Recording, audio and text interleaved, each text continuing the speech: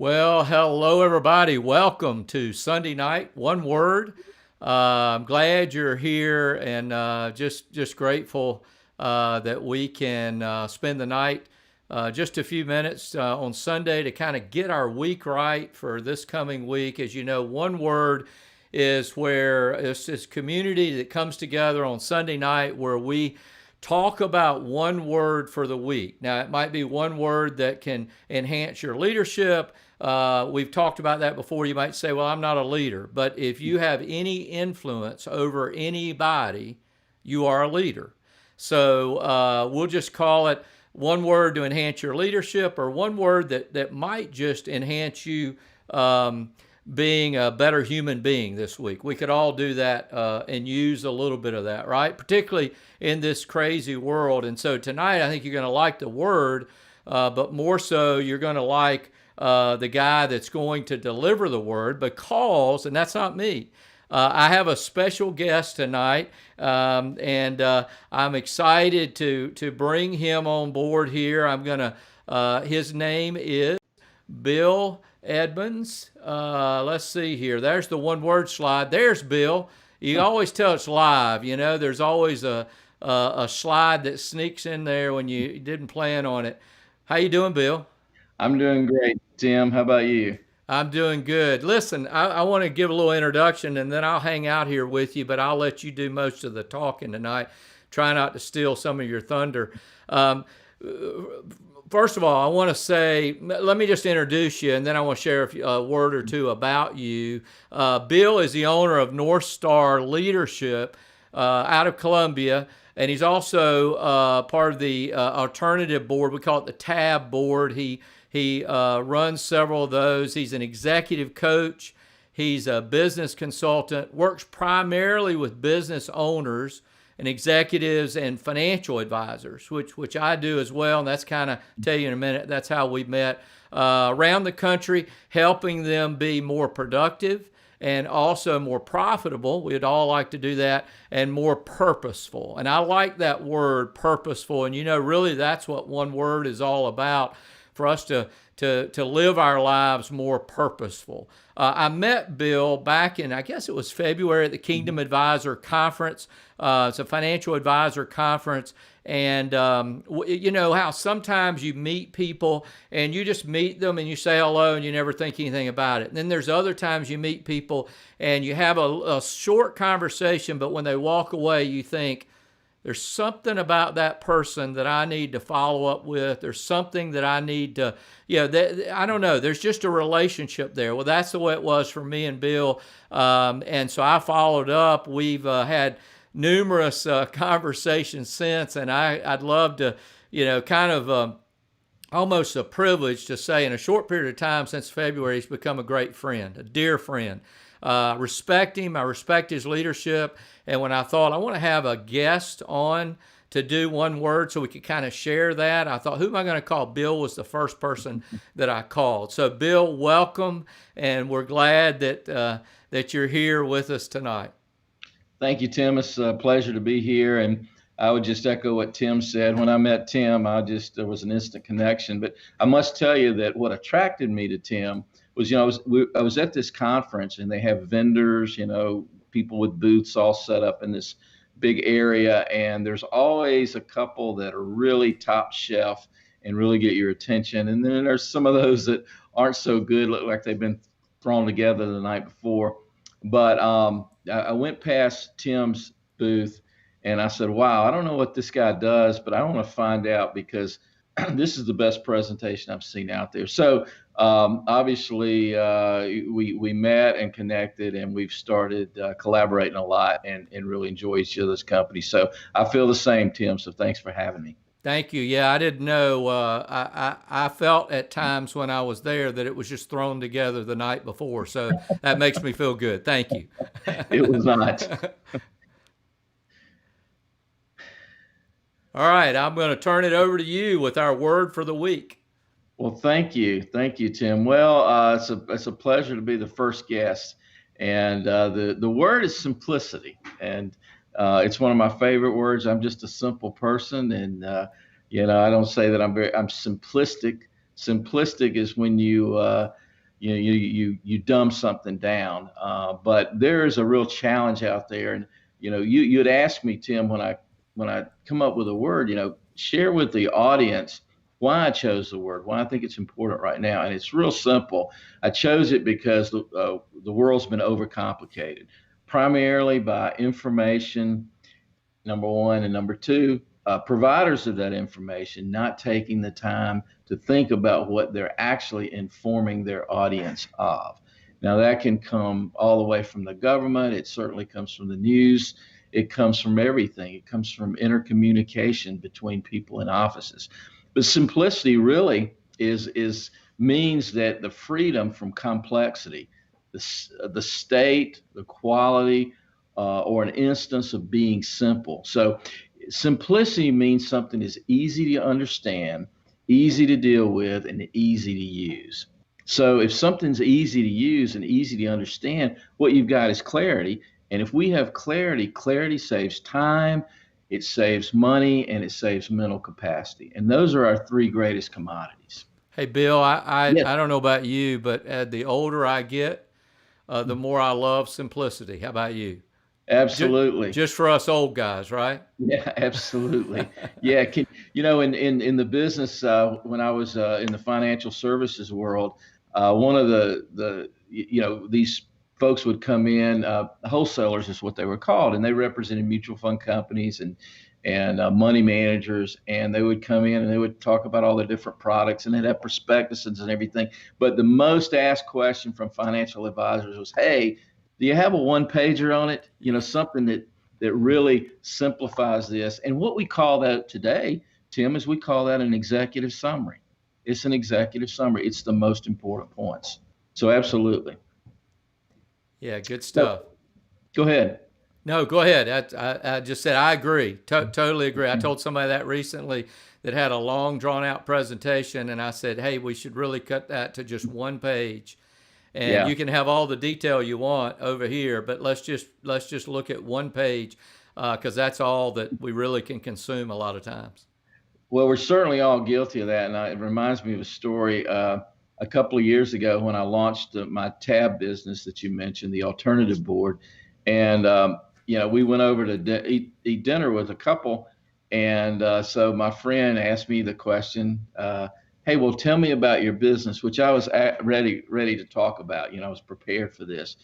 And so what I had done is I had gotten this thing down to a nice, neatly packaged uh, you know, discussion. And so, I told him about it, explained it to him, and we went to the car. We were getting in the car going home. My wife says, "You have got to shorten that presentation." Yeah. So what I thought was simple was not so simple. And I think the Yeah. problem is, Tim, that we're trying to get in every one of our points. Hmm. And when you give somebody, I love to speak, you love to speak, and the hardest thing as speakers is for somebody to say, "Hey, we want you to talk about this, and we want you to do it in 10 minutes or 15 minutes." It's much easier to take the same subject matter and drone on for 45 minutes. And of course, Yeah. that's not good use of your time. It's certainly not good use of the time of the people who are listening to you or pretending to listen to you, maybe I should add. But simplicity is important. Again, what does it do? It saves us, it provides clarity, it saves us time, it saves us money, and it saves us mental capacity. Hmm. So I want to share just a couple of things that have really helped me out. And these are tactics and techniques and hacks, if you will, that I teach my clients, business clients, financial advisors, executives. And the first one revolves around centers around two questions. And when I was coming along years ago in sales and marketing, someone shared with me the what they call the Ben Franklin close. And have you ever heard of that, Tim? Yeah, I have. I don't know that I know the details. I'm anxious to hear it again. Well, the Ben Franklin close was when you're trying to make a decision. You list all the pros on one side and Huh. all the cons on the other thing. So you got a tough decision to make. So you list all the pros and you got 49 pros. You list all the cons and you got 50 cons. So it's real simple, right? You got 50 cons, you got 49 pros. Obviously, you go with the cons. No, now what you have is 99 pieces of data that have just flooded and caused you more confusion. So what if you could whittle that down to two questions? And that's exactly what I'm going to share with you here. And these guys that I learned it from had a documentary. I think it was called Minimalism, or anyway, they call themselves the Minimalist. And I heard this several years back, and I said, that's brilliant. I could use that in my life. I could, to simplify it, I could use it in the lives of my clients. So here it is. What this applies to, Tim, is anytime you're trying to make a decision, you can ask yourself these two questions, and it will help you cut to the chase. Now, it could be something that you're thinking about adding to your life. Now, remember, we talked about time, money, and mental capacity. So mental capacity, let me just explain.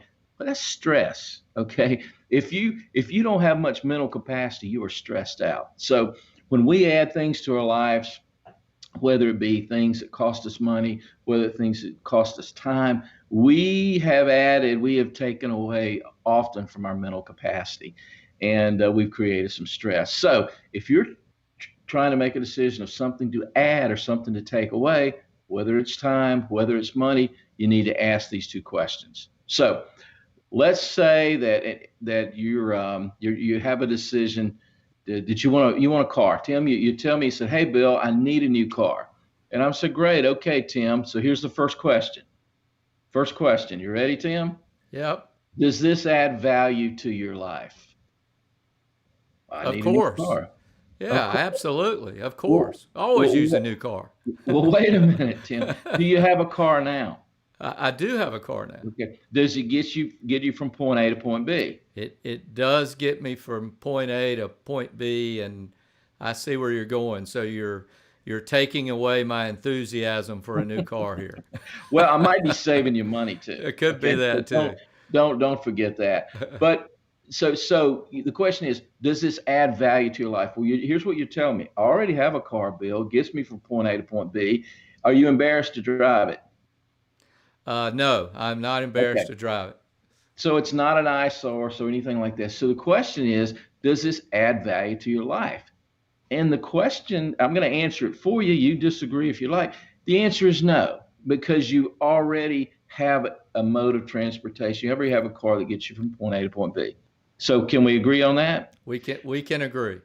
So let me stop right there. Remember, I said there's two questions. Here's the way it works. If the answer to the first question is yes, we don't even go to question two. You might say, well, Bill, it does add value to my life. And I'd say, why, Tim? And you say, because I currently have no car and I need one for my business.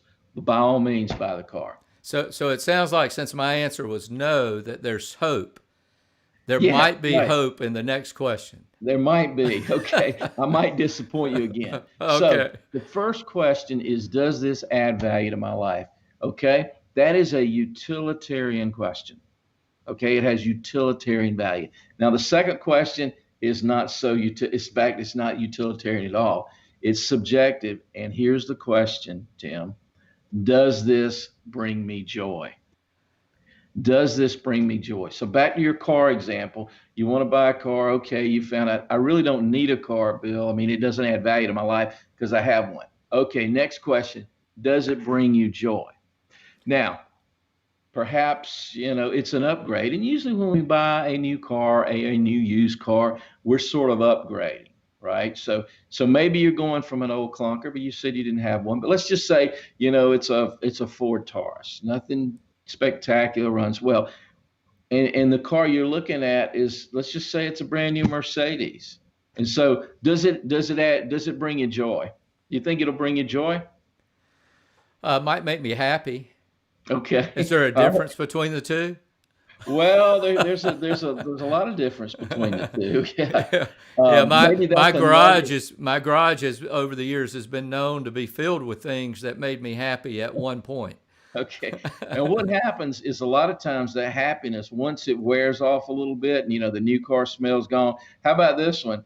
When the first payment comes in, Yeah, because for usually there's sure. like 60-day lag, and then, you might see a ding on it. Heaven forbid a new Mercedes gets a ding. Shouldn't it be immune for something like that?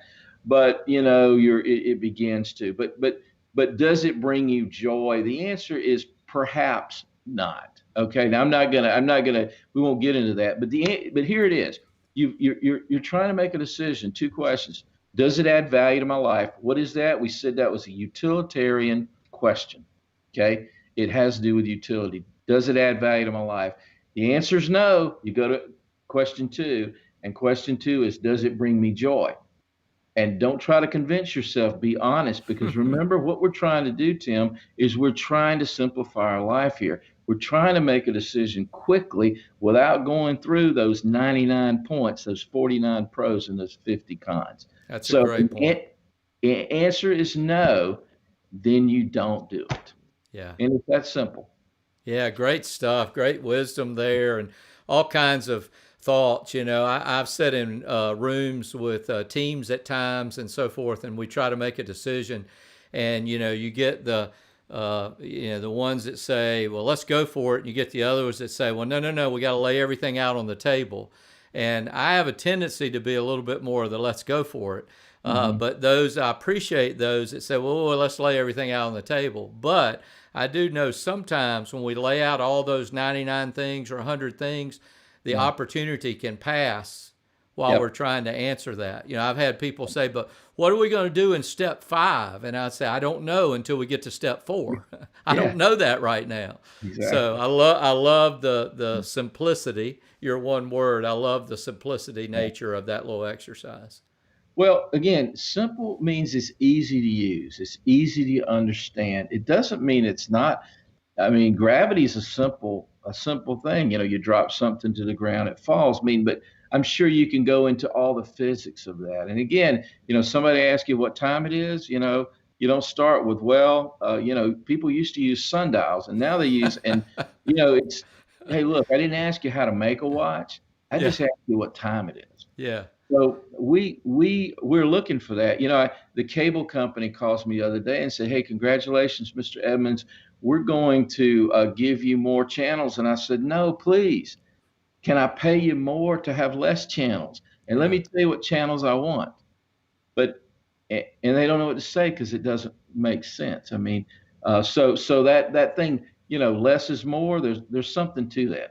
Yeah, that reminds me. I just about a week ago, I was in a client's office, and Fletcher, my son, who works with me, and so the client asked, "Hey, tell me a little bit about what you do," and so forth. And I began to tell him that. And so when we got through, we got in the car, we're driving away. It's kind of like your conversation with your wife. And I looked at Fletcher and I said, "That all, he's a good sounding board, and he's very observant." And I said to him, "Did that all go okay? Did you feel like that was all right?" And he said, "Yeah." And I said, "Well, wait a minute, there's something there." He said, "I just don't know that he needed to know all of that in that conversation." So I totally agree. It was like, we're probably going to talk again, so I don't have to tell you everything in that first conversation. Good point. Yeah. Exactly. So, and just one other thing. We got time to share another one here? Absolutely. Okay. So one other thing is what I call the rule of threes. And one of these days, by the way, one of these days I'm going to do what Tim Riddle done, and I'm going to write a book. Okay. There you go. See, I have it handy. I didn't even realize how handy it was. But I think I'm going to call it the rule of threes, or maybe I just call it simple. Let me open that book back up. Let me see if there's any underlines in it or anything. Okay. Maybe you shouldn't. Yeah, I'm working on it. All right. So I feel like I don't have to read the book. I know the author, right? There you go. Yeah. Okay. But all right. I am gonna get to it. I've scanned it. There's some good stuff in there. But the rule of threes, and this is the way that I like to think about it. It's a way to put some context around simplicity. Now, what happens is, one of the things that I do, let me just back up a little bit. One of the things I do, I work a lot with companies and organizations on mission statements. And so what happens a lot of times with mission statements, they bring a consultant in, he or she gives them some information. The executives or the leaders get around the table for the next day and a half, and they work through these wonderful statements that don't quite resonate with people other than themselves. And you get a bunch of executives around, people with big egos, and everybody wants to own a piece of what's produced. So you have a competition there, and they come up with all these fancy words, and then they've got this long mission statement that makes no sense to anybody, and they all pat themselves on the back, and they're looking up there and they say, well, those 3 words are mine, or those 4 words are mine. And the end user, the consumer, the potential consumer, it doesn't mean a thing to them. So what I like to do is we'll start off and we'll go through values, and I give people like 100 words to pick from. Pick the 10 values here, the words that most describe your values, reflect them. And they'll work really hard, come up with 10, and then I'll go back to them. By the way, I don't tell them this ahead of time. I go back to them and say, hey, knock it down to 5. Then they work and they go down to 5, and I said, okay, now those are 5 good ones. Great. Come up with 3. And why 3, Tim? Because people can remember 3. If when you ask people, hey, tell me what are the 3 most important things to you right now? If I say to you, Tim, what's the 5 most important things? Wow, I mean, you might get to 2 or 3, but you're going to struggle. What then are you're making 3? It up after that. Yeah, 3. So here's my analogy. Have you ever gone to a restaurant and gotten a wobbly table? Yeah, we all have, for sure. It drives me crazy, and it drives my children crazy and my wife crazy that it drives me crazy. Okay? You're that guy, right? So you're that guy sticking the stuff underneath it and all that good stuff. Yeah. Where did the knives go? Well, they're underneath the table trying to balance the table out. So the thing that drives my kids crazy and my wife crazy is that I go crazy over that. But hey, here's what I'm figuring. I'm coming into there and I'm paying good money. And by the way, my table at home doesn't wobble. So what's the difference? Okay. So anyway, enough about that. Good point. But here's something interesting. You need to have a flat surface for 4 legs. When you have 3 legs, you don't. A 3-legged table, and you don't see a whole lot of them. Now, here's where you'll see them. You'll see them outside cafeterias. You'll see cafes. You'll see them when there's uneven. And, they need more of a base. I get that. They need more space down there. But they will balance on any surface. Think of a 3-legged stool. You can sit it anywhere because it will balance. So less is more. And when people, if you look, Donald Miller, one of our favorites, Tim, you're a big fan of Miller's, and so am I. But he says, if you confuse, you lose. And if you'll look at the suggestions for that he does with his marketing, his websites, is 3 things. So again, stick with 3 things. Don't complicate it. Stick with 3. So rule of 3s and 2 questions. I think if you take that away, you can simplify your life. You can be a better communicator. You can make decisions quicker, and you can keep the things that matter most in front of you.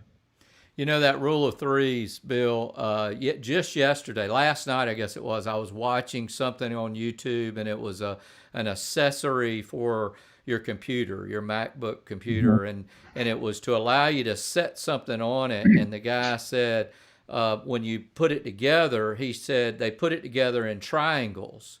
And he said it feels real flimsy, but because it's a triangle, it makes it stronger. That's the strongest way to put something together. I don't think I'm stretching too much there, but that's a little bit of what you're saying.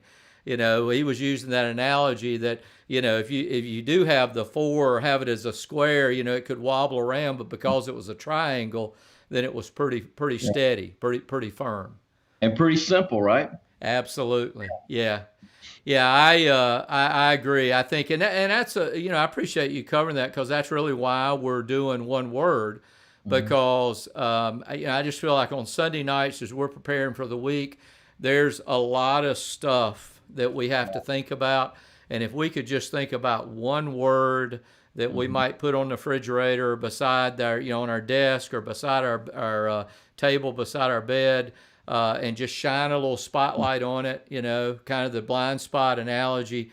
How do you get rid of a blind spot? You shine some light on it, put a little spotlight on it. Doesn't necessarily mean you're just going to wake up and be excellent at that, but I tell you, the majority of times I've found, I don't know about you, is that leadership for people to improve or just to improve, trying to be a better human being, awareness is usually one of the top things.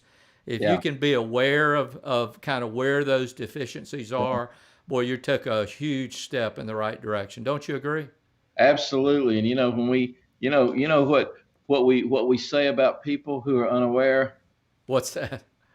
bless his heart, right? That's right. And That's right. when people say if people are talking about you and they say bless his heart before they say something about you, that's not a good thing. Yeah. Okay, Yeah, that's not a good thing. I agree. I know our time's running over, but I'm enjoying talking to you. So I'll give this little quick analogy. I heard a leader talk about leaders and how sometimes they don't like to talk about their weaknesses, and so they're looking at their strengths, but it's like, well, I can't tell my team my weakness Yeah. because that would make me look weak. I can't divulge all of that information. So no way I can do that. And the speaker walked out to the end of the stage and he kind of leaned over like this and he said, let me let you in on a little secret. They already know. They already know what your weakness. They're just waiting for you to clue into it as Yeah. well. Yeah. So yeah, You're it's right, a Tim. You're yeah. right. So Well, right. thanks so much, and thanks for My pleasure. this great word, simplicity. Kind of makes me feel like I need some shields or something this week when I have things that's kind of wanting to come in and cover up my desk and make things complicated. Sort of carve away to that stuff. Maybe use your 2 questions. When I'm making decisions. I love that, and remember that rule of thirds for sure. I do that with the big three every morning. That's probably been the thing that sustained me more than anything to try to keep focused. Is that otherwise I can come up with a list a mile long, but never really get anywhere with it. Yes, excellent. Yeah. Bill, thanks. Appreciate You're you. welcome. Appreciate the friendship. And we'll get you back because I know people have benefited certainly from your words of wisdom. Thank you, Tim. Anytime, my friend. Have a good one. You too.